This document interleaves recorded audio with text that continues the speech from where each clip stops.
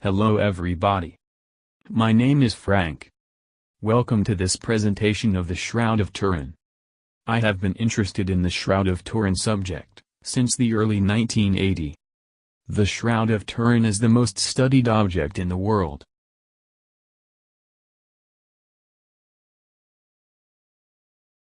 This will be our path, in 6 steps. Part 1, History since year 1356. Part 2, Scientific study since year 1898. Part 3, Religious reference. With the Gospel and Christianity. Part 4, History before year 1356. Part 5, Forensic evaluation. Part 6, The importance of the shroud on art in the 6th century. This presentation is backed up by publicly available documentation. Reference will be available for those who wish so.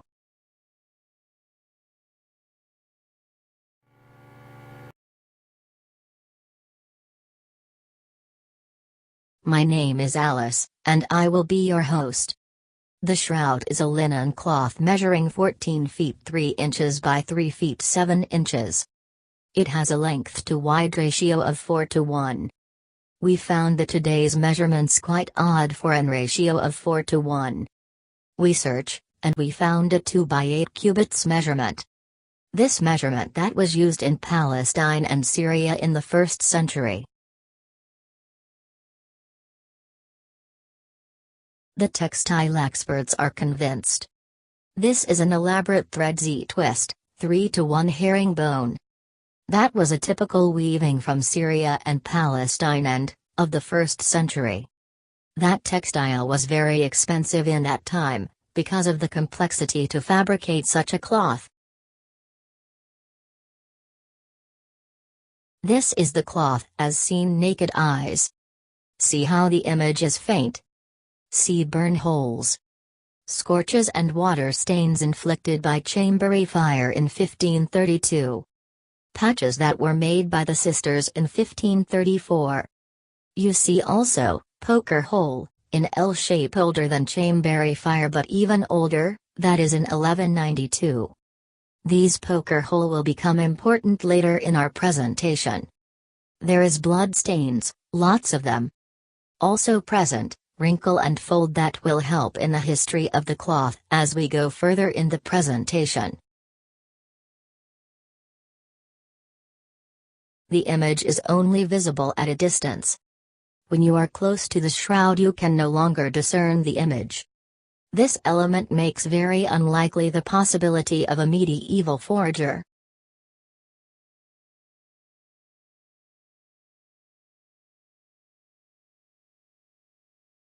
The undisputed history. In year 1356, is the first exhibit of the shroud, by the owner Geoffrey I de Charny. In year 1456 the Geoffrey granddaughter, gave the shroud to Louis Duke of Savoy. It will stay in the Savoy family until 1983. In year 1532, the shroud is damaged by a fire in the Chambery Castle. Molten silver from the reliquary did burn holes through. Thankfully only outside the area of the image. It was saved by brave people, and they poured water to stop the melting silver additional destruction. Until 1983, the shroud is exhibited every generation. In 1982, the shroud is saved in extremis by fire again. That fire was undoubtedly by arson. Some things do not like the message of the shroud. In 1983, the Savoy family give the shroud to the Catholic Church. The Pope is the custodian.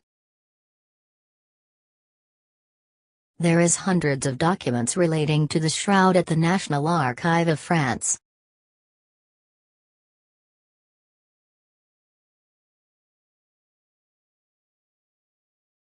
The shroud was exhibited once every generation generally. For future consideration, from the drawing, see how the linen is handled. The priests are holding tight. Each extremities suffered. There will be repair and will have an impact on carbon dating in 1988. Scientific study. Science did not pay attention to the shroud and then. In 1898, a lawyer, and photographs, named Secundopia, asked permission to photograph the shroud while in display. It was granted. This is what he saw, a pale image. While developing the plates, he almost dropped them as he saw this. Please observe, the natural image seen is a negative and the negative pictures provide us with a positive.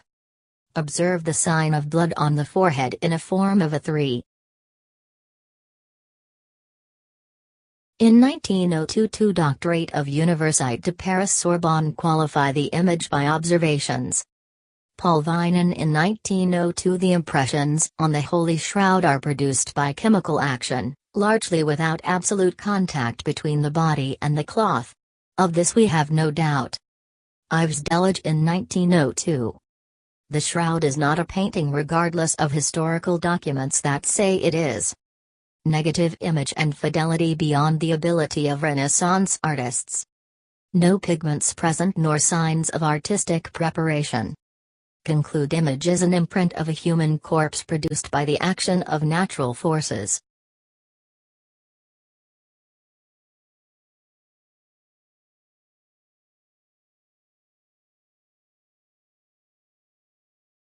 Giuseppe Enri took even better quality pictures. That will become the standard for studying the image.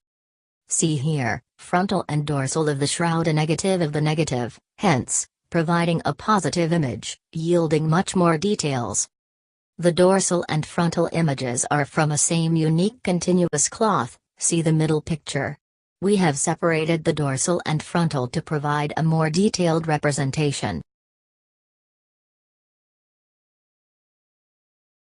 A step beyond visual examination.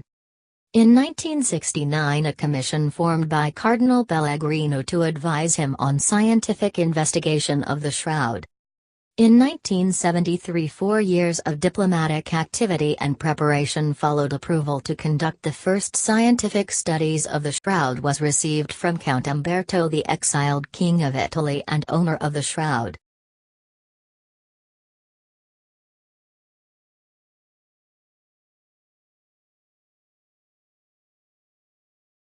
Dr. Max Frey took sample of dust on the cloth, outside area of the image. He finds pollen typically from Jerusalem, Edessa, Constantinople, Istanbul, north of France, and from Turin. We will see later how these stops for the shroud are significant. November 24, 1973, Gilbertus was permitted to take small samples of the shroud. 2 threads 12 mm weft and 13 mm warp, and 2 larger samples. 40 mm by 10 mm from side strip. 40 mm by 13 mm from corner.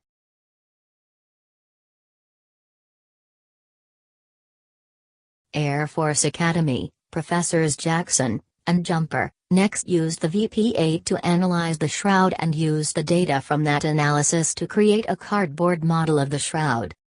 The VP-8 was used by NASA and the military to evaluate elevation from a 2-dimensions photo, also used for satellite exploration of planet's surface.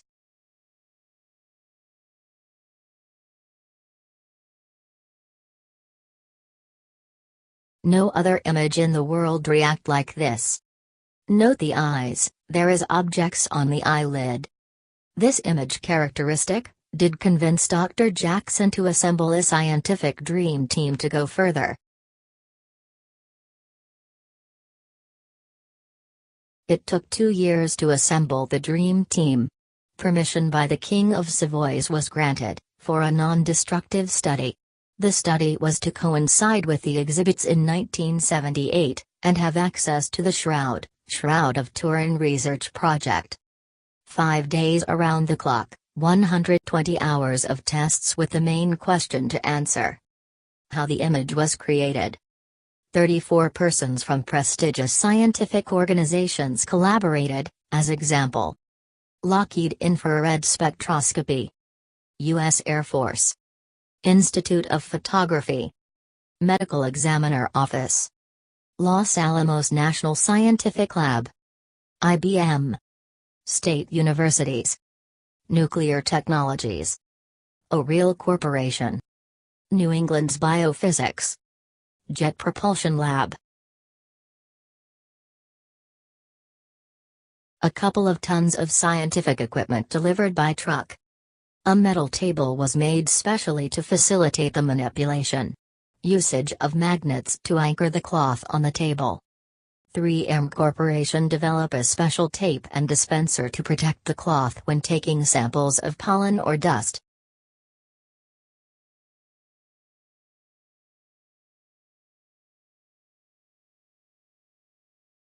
Some of the tests to be performed.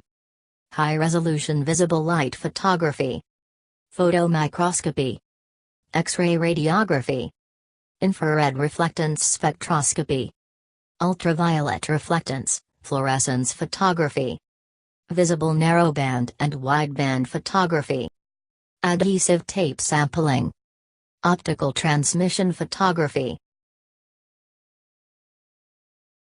See some sample. Blood. Burn details. Microscopic threads view. Spectral spectroscopy alerted of dirt on the sole of the feet, tip of the nose, and knee. It was discovered that it was a rare calcium carbonate. A year later, Dr. Ricardo Levi Seti of the University of Chicago identified this rare aragonite to be from Jerusalem.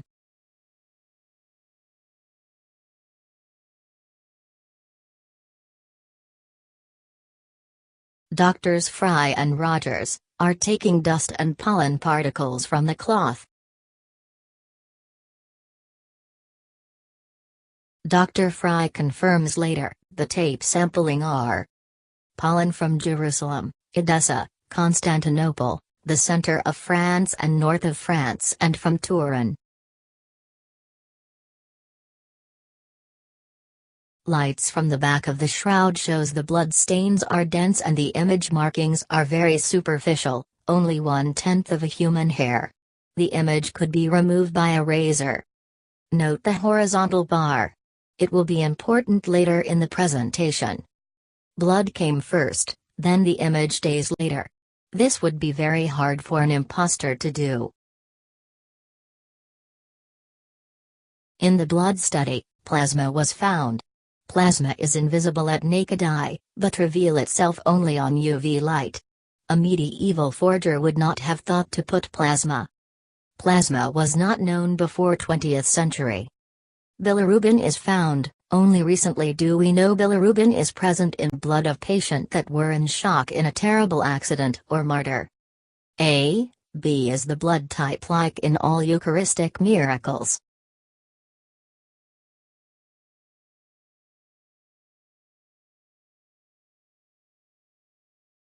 The image is about 1/10 of a human hair thick. A razor would remove it. We estimate, the scale of energy to do an image as observed, is of magnitude of billion of watts, for a billionth of a second pulse. This type of energy generation is not known in 2018. We can only theorize, the image be made possible with quantum physics event, with atomic fusion. Strip findings. The shroud is not a painting, no pigment, no directionality, not an albedo image. The image encodes cloth to body distance. The image is ephemeral, no more than 15 to 30 microns thick, 1 or 2 fibrils.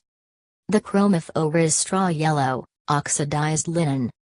Fluorescent halos surround blood. Blood went on before image, no image beneath blood. The blood is human, eventually concluded it is type A, B, and male by DNA testing in the year 2000s. Calcium and strontium and iron are uniformly present on the shroud in small quantities consistent with ancient manufacture of linen.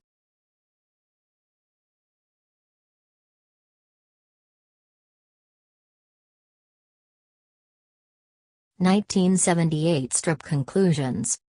The shroud image is that of a real human form of a scourged, crucified man. It is not the product of an artist. The bloodstains are composed of hemoglobin and also give a positive test for serum albumin. The image is an ongoing mystery, and until further chemical studies are made, the problem remains unsolved. Carbon dating was done in 1988. Stirped recommends 7 steps protocol, for example, take several locations, do a chemical analysis and so on. The carbon-14 results, the cloth is medieval, about same time it appears in Lyre. It is the consternation in world. Even though, all other proofs of the provenance of the shroud, the carbon-14 has spoken.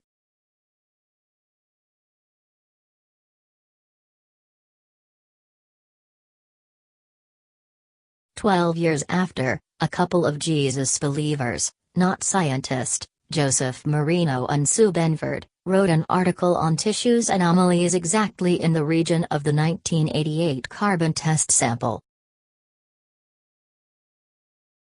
4 years later, Barry Schwartz from Stirp hears of the Marino couple documents and give Dr. Rogers a call.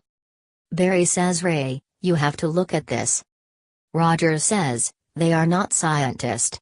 "Okay, I still have the Ray sample, but I tell you in 5 minutes it will be done with, I am losing my time." Barry wait for the call, 1 hour pass. Phone rings, it is Ray. "My gosh, they are right, there is cotton interweaving with the flax." Rogers is losing battle with cancer, but before passing, he wrote an article that was published in the Thermochimica Acta Scientific magazine. From then, the scientific community accepted the 1988 carbon copy bin inconclusive because of Rogers' explanation. In a medieval time, restoration in that area was made with so-called French invisible stitching and tinting, to make it as the rest of the shroud. That area of the shroud was never tested because it was out of the principal interest.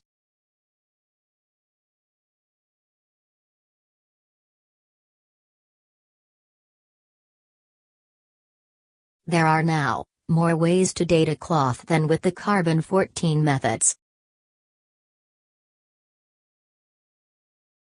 In 1997, Avinoam Danan, prominent Israeli botanist and a professor at Hebrew University, confirmed the presence of flower images on the shroud. He verified 28 different pollen species and/or plant images. Many are from plants that grow only around Jerusalem and bloom in April and May months at the same period of Jesus' crucifixion and rising. In 2008, dust of aragonite was found at the location of the nose, knees and feet. Aragonite is a form of calcium carbonate. The aragonite comes from travertine. The aragonite is recrystallized in calcite in time. There is travertine in Jerusalem, especially near the Damascus Gate. We can safely say that soils 1 the nose and knees are from a fall. This form of calcium is created by animal bones under great pressure from the ocean. In 1977, the VP-8, 3 dimensions machine had shown solid object on the eyelid. By Jewish ritual, they would put coins over eyelid, so it does not open. In 1981, better magnification allowed to read. The enhancements provide supporting evidence that the right eye area of the shroud image contains patterns similar of a known Pontius Pilate lepton coin dating from 29 AD. 2015 quantum physics add credibility to Christ's resurrection. The body had to hover, because the body surface is not gouache against the stone. Like event horizon near black hole, there was no gravity.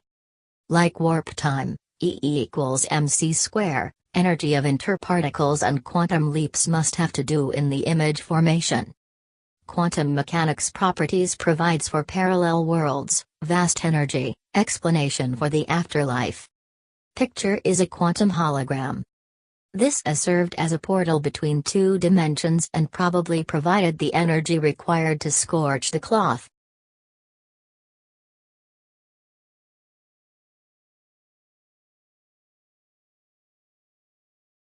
In 2016, tests are made with highly sophisticated camera. The scientist announced a thesis that the body is in movement. They found a stroboscopic effect of certain areas such as the arms. They alleged, also, to have found more objects that relate to Jewish customs. These are still under investigation. 5 independent dating methods now. 4 agree, only C14 of year 1988 is the outlier. But Dr. Rogers explained why. Fanty's methods require further confirmation.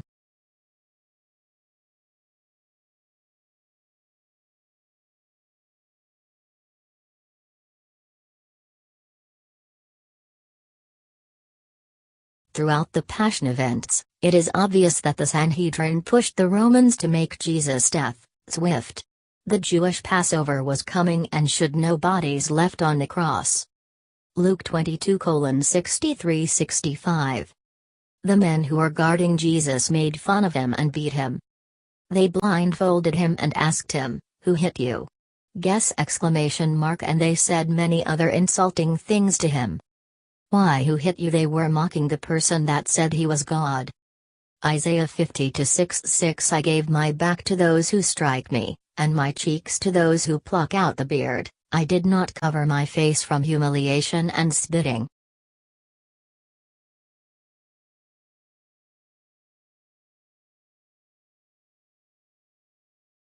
Then Pilate's soldiers took Jesus into the governor's palace and the whole company gathered around him.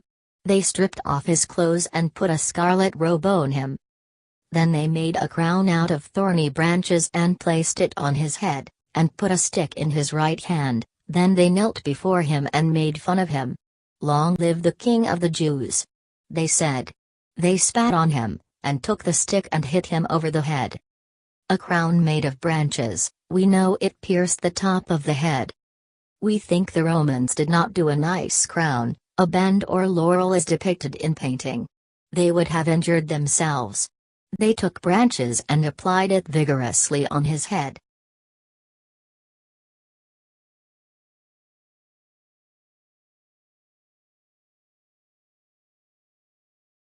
"372 scourges marks made with a Roman flagrum." The flagrum is made of leather strips with metal dumbbells and bones tied to it, and it made to hit and shred skin.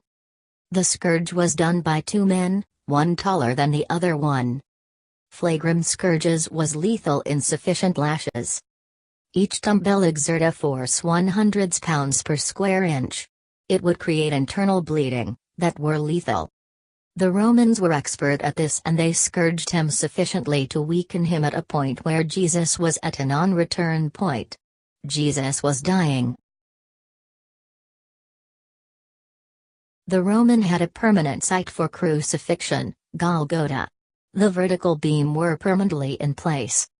Roman were very methodic and efficient in the exercise. In their kit, they had a horizontal beam, called the patibulum. It weighed 75 to 125 pounds, it was reusable and the person had to carry it to Golgotha. The shroud shows both abrasion on shoulder blades of the shrouds made by the patibulum. We think this was a short cross, 7 feet to 8 feet from the ground.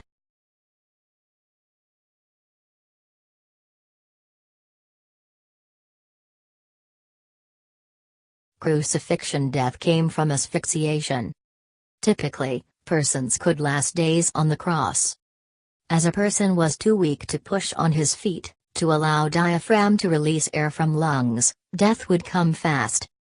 No bones were broken. Why was this important? To accelerate death on the cross, they broke legs so the person of the cross could not push for air. Asphyxia would come swiftly. Jesus died swiftly because internal injury sustains with the extreme scourging. Jesus was nails in the wrist. It would cut the median nerve and then, the thumb would retract. Count how many fingers do you see on the hand area of the shroud. As they were ready to break his legs, they realized that he was dead. Centurion ordered to be stabbed in the sides. Blood and water came out.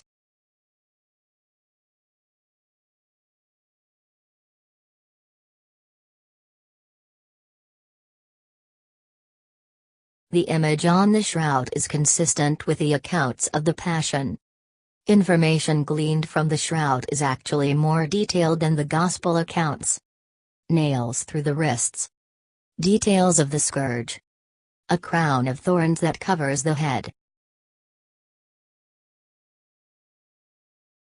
Part 4, Exciting History before 1356. The crucifixion have been calculated, the 3nd of April, at 3 o'clock p.m. in year 33. This is lot of threes, don't you think so? Please notice the blood stain on Jesus' forehead. You think that a medieval forger would have had all that data? Jesus my Lord, thank you for the additional signs. Would it mean also, Trinity? The calculation of the date is available. So what is said in John's Gospel?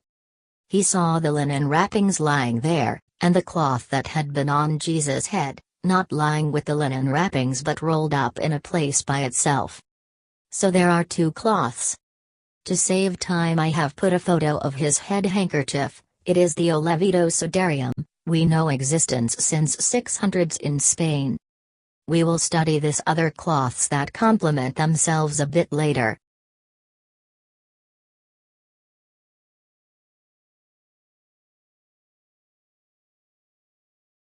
At the very beginning the Christian community was small and persecuted. Apostles were fearful until Pentecostal.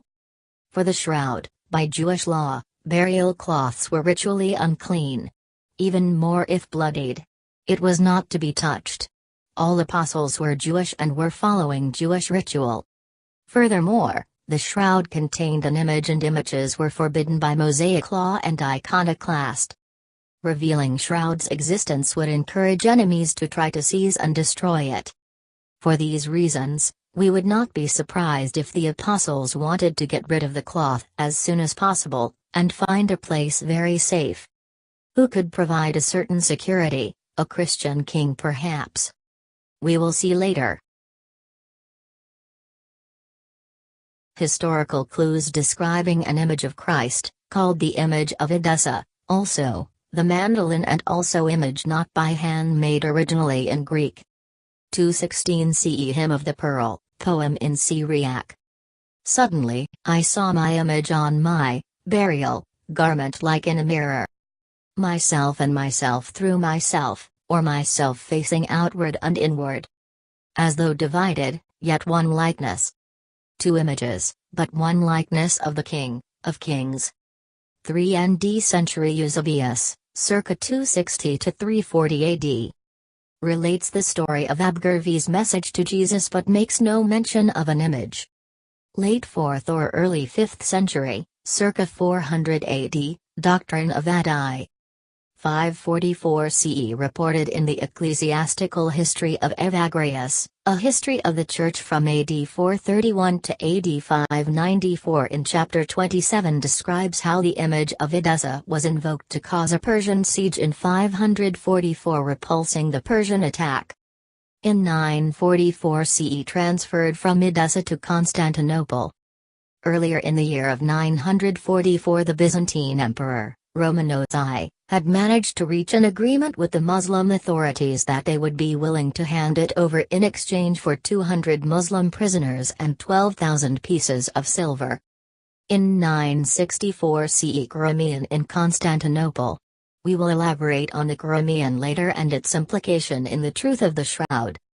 The Acts of Thaddeus, surviving Greek text from 6th century. On the painting, circled in red, see the shroud shown, presented to the invaders. The shroud saved the day.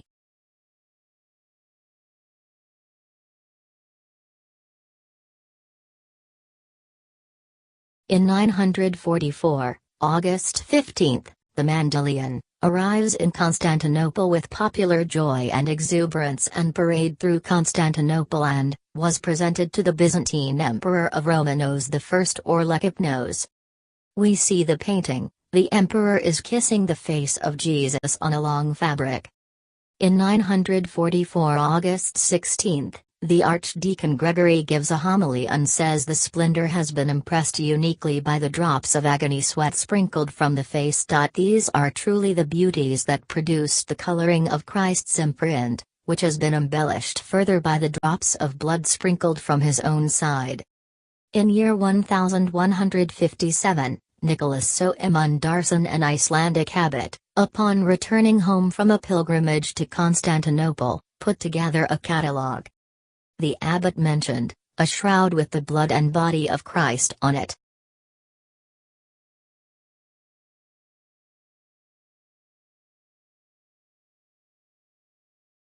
The Prayer Codex from 1192 to 1195, date certified, was found in 1970s and shows the Mandylion similitude with the shroud. Christ with 4 fingers. The thumbs are invisible. Crossed arms. Herringbone pattern cloth. And L-shaped poker hole. We can safely say that the image of Edessa, the Mandylion, the cloth made by hand, and the Shroud of Turin is the same cloth.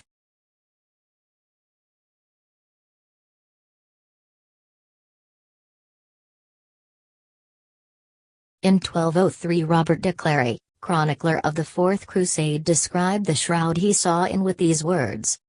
There was another church which was called My Lady St. Mary of Blackerney, where there was the citoyens in which, lit.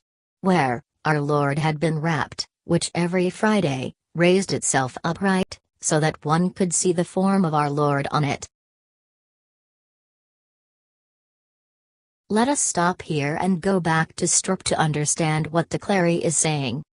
He says, he saw the image of Christ coming from a box with a mechanism. Look at the 3 icons, Christ is coming up from a box. Observe horizontal discoloration, some from the foldings. Dr. Jackson think those lines were made by the mechanism, a machine to lift the cloth.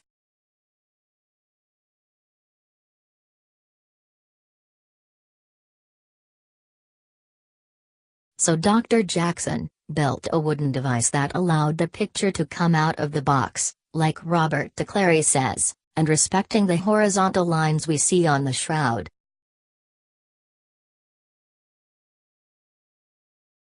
Let us go back to our history. In 1204, the shroud and Gramian, we will see shortly what is the Gramian, both disappears from Constantinople during the sack of Constantinople. In 1247, Mandylion rediscovered by Baudouin II, he had hidden the relics from the Crusaders. But, the Gramian is still not found. Louis IX, his cousin, signed the Golden Bull of Baudouin II, yield sacred objects to Louis IX. In 1248, Louis IX built the Saint-Denis Chapel in Paris to house all relics gotten from Baudouin II, including the Mandylion, shroud, in its own reliquary as attested by the inventory papers available today. In 1350, Philip VI, King of France, secretly gave to Geoffrey de Charny, knight and councillor, the Mandylion, as attested by the family. The gift, unknown to the people, the reliquary stayed empty until the French Revolution, where it was destroyed.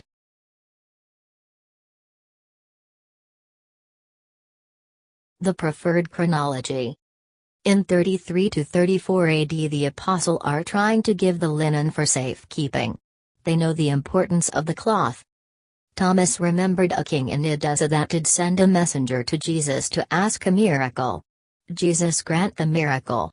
So, the apostles thought that under Abgar kingship, the cloth would be safe and in good hand. St. Thomas and Thaddeus were given the mission to go to Edessa, see Abgar V, give him the shroud for safekeeping. That is what they did. As you see in the draft, the image of Edessa or the Mandylion was folded in such a way to let the face shown when inserted in the traveling case, through an opening. Also, it was customary to install a mosaic on the main entrance of the fort of the god accepted by the people. So, Abgar had commissioned an artist to install a ceramic tiles which show the face of Jesus from the shroud face details.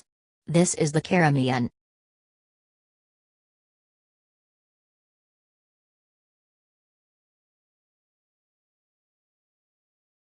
In 55 CE, Abgar grandson revert to paganism.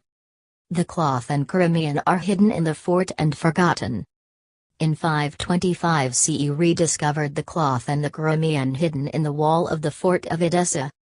In 544 under siege, the image of Edessa is paraded and said to frighten the Persian that lifted siege. In 944 CE the image of Edessa is transferred from Edessa to Constantinople following an exchange with the Muslim. In 964 CE Crimean is shipped in Constantinople. In 1204 CE both relics disappear from Constantinople following the sack of the city. In 1246 Butuan offered to Louis several relics including the Mandelion. In 1248 the relics are installed in Sainte-Chapelle. In 1350 Philip VI give to Geoffroy de Charny the Mandelion without the reliquary, for good service. The reliquary still in Sainte-Chapelle, Paris.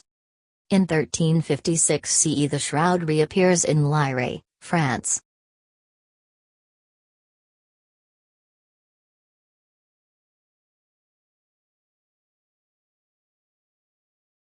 We need to return to the second linen history, which was in the Jesus tomb in 33 AD. It is a cloth said to have wrapped Jesus's head, as Jewish ritual said.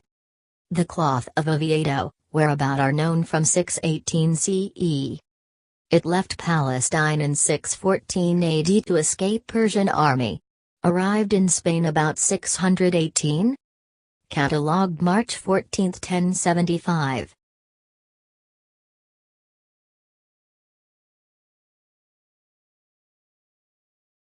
The sudarium blood stains fit perfectly over the head stains of Jesus of the Shroud. Blood type is a B, as also in all Eucharist miracle. Also, the sudarium was soaked by fluid coming from lungs when a person suffocated.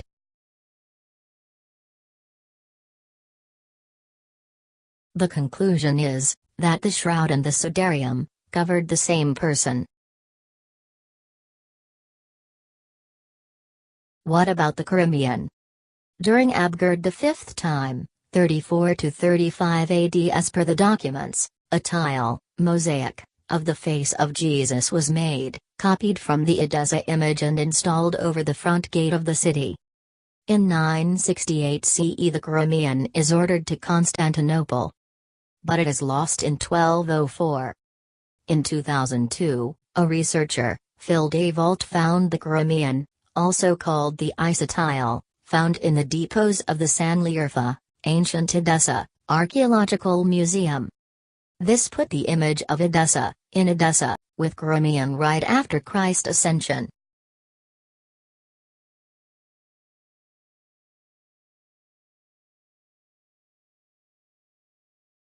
There are 20 and more congruent marks compatible with the shroud. This seals, for me, the course of the Edessa image that becomes the Mandelion and become the Shroud of Turin.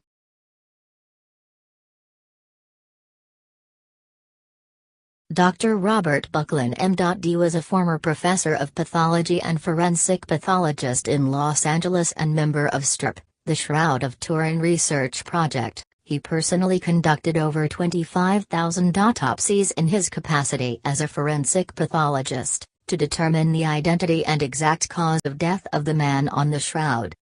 He conducted an autopsy on the Shroud of Turin for STRP, and described the wounds of the man on the shroud in minute detail. His full findings may be read on shroud.com web link. He positively identified the man on the shroud as Jesus Christ, and crucifixion as the means of execution. In the Garden Gethsemane, Jesus, upon extreme pressure and stress, according to Luke 22:44, Jesus began to sweat blood. This is a rare occurrence that under extreme stress, small blood vessel at the base of sebum gland do burst and blood house from the skin pores. This condition is called hematidrosis.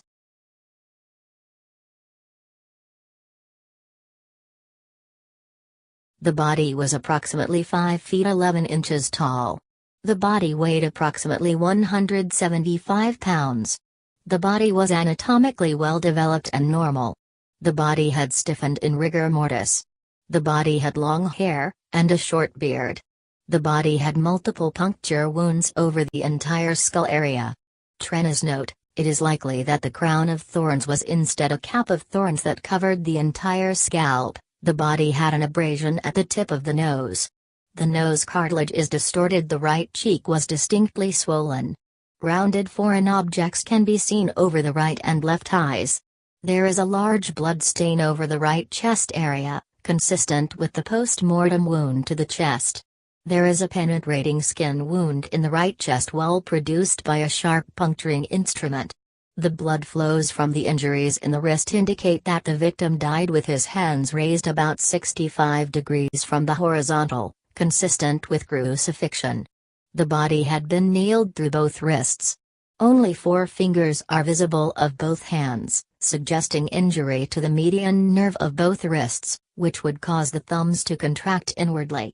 The body had been nailed through both feet. The left foot had been flexed over the right foot before nailing.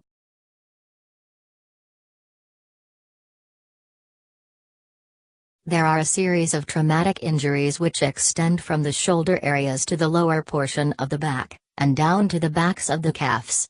These images are dumbbell-shaped imprints, applied possibly by a whip, consistent with the Roman flagellum. The whip injuries occurred earlier than the other injuries. Had been scourged with his hands above his heads, by 2 separate soldiers.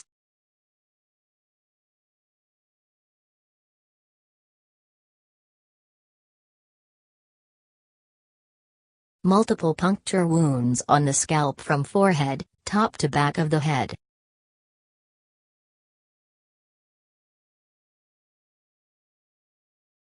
There is abrasion and denuding of the skin over the right and left shoulder blade area consistent with a heavy object, like a beam resting over the shoulders.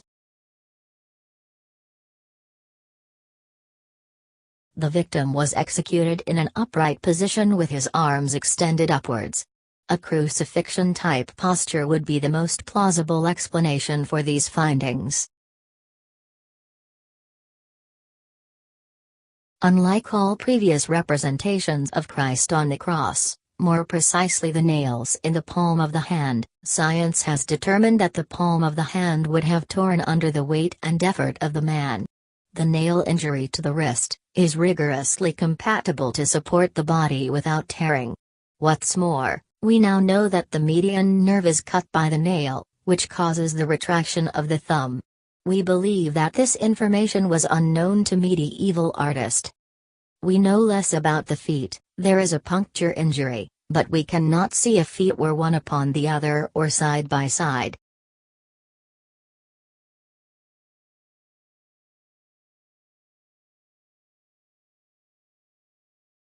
The man on the shroud died of postural asphyxia as the result of his position during the crucifixion. There is also evidence of severe blood loss from the skin wounds, as well as fluid accumulation in the chest cavities related to terminal cardiorespiratory failure. In the case of man on the shroud, the forensic pathologist will have information relative to the circumstances of death by crucifixion which he can support by his anatomical findings. The forensic pathologist will be aware that the individual whose image is depicted on the cloth has undergone puncture injuries to his wrists and feet, puncture injuries to his head, multiple traumatic whip-like injuries to his back, post-mortem puncture injury to his chest area which has released both blood and a water type of fluid. Dr. Sava offers a related alternative. He holds that the internal hemorrhaging in the chest cavity caused by the fierce scourging was a cause of death. The liquid slowly compressed the lungs, causing asphyxiation by pleural effusion. The wound in the right side released a watery type fluid from the body cavities as well as blood from the heart area. He holds that the pericardium, the sac surrounding the heart, filled with fluid under the stress of suffering. This liquid compressed the heart, eventually causing heart failure. After Jesus was dead, the Roman lance pierced both the pericardium and the heart, and released the blood and watery fluid.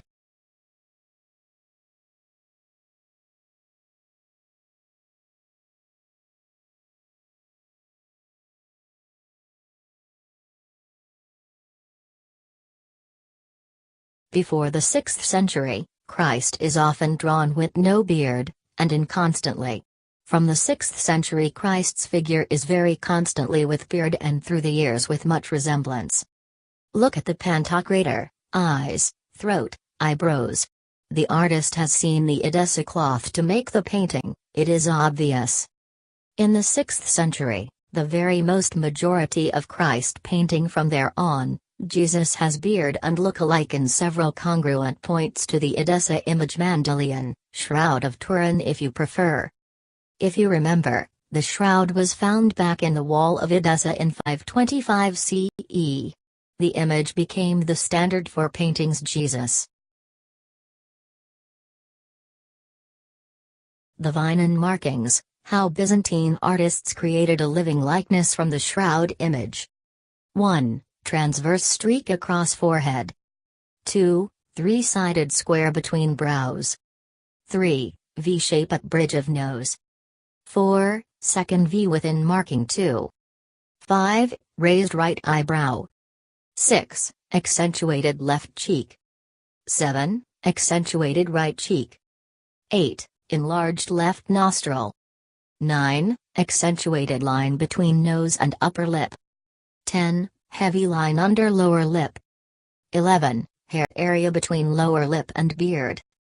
12. Forked beard. 13. Transverse line across throat.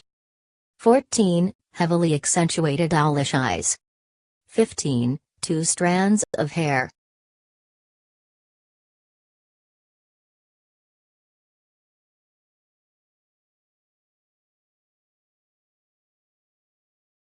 For me and most others, the Shroud of Turin is authentic. There is too much evidence, the skeptics have given up. I think Christ is giving this specifically for our generation.